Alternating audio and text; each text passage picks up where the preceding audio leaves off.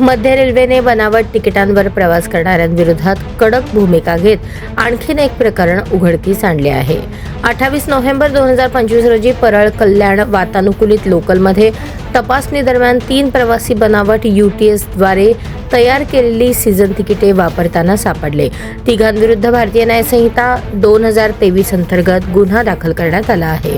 ही कारवाई मुंबई विभागातील तिकीट तपासक प्रशांत कांबळे यांनी RPF पथकाशी समन्वय करून केली.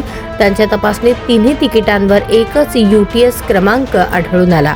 सामान्यतः प्रत्येक UTS जनरेटेड तिकिटेचा क्रमांक हा वेगळा असतो.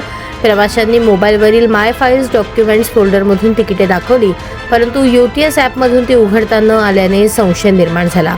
तपासासाठी सर्व मोबाईल क्रमांकांची पडताळणी केल्यानंतर या क्रमांकावरून कोणतीच तिकिटे जारी झाले नसल्याची पुष्टी मिळाली.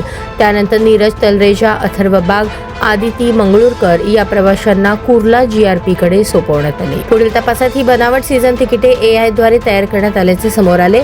तिघांविरुद्ध भारतीय न्याय संहिता 2023 मधील कलम 318(2), 336(3), 336(4), 340(1), 340(2), 3(5) अंतर्गत गुन्हा दाखल करण्यात आला आहे.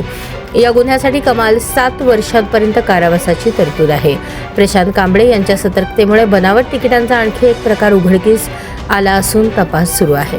मध्य रेल्वेने प्रवाशांना आवाहन केले आहे की त्यांनी फक्त अधिकृत स्रोतांमधून वैध तिकिटे बुकिंग काउंटर, ATVM किंवा अधिकृत UTS मोबाईल ॲप यांच्याद्वारेच बुक करावीत. बनावट तिकिटांवर प्रवास केल्यास कठोर कारवाई होणार असल्याचेही मध्य रेल्वेने स्पष्ट केले आहे.